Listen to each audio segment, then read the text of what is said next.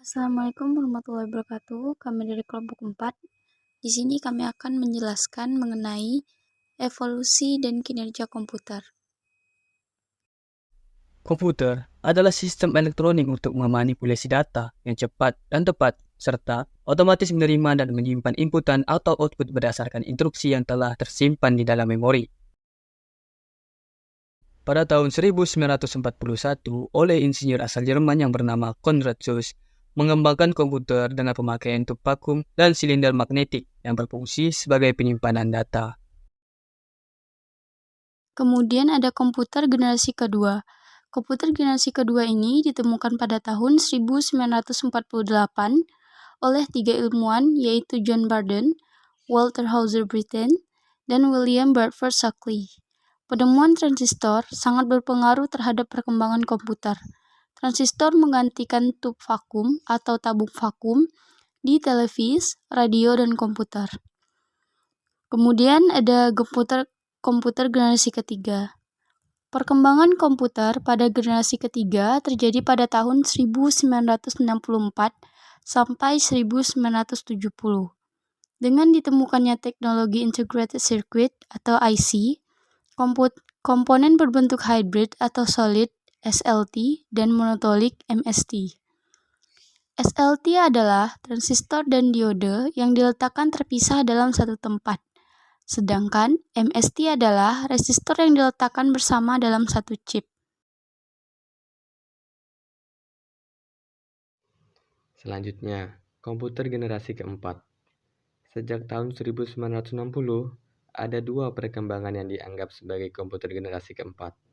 Pertama, penggunaan Large Scale Integration atau LSI. LSI merupakan pemadatan beribu-ribu IC yang dijadikan satu dalam sebuah kepingan IC yang disebut chip.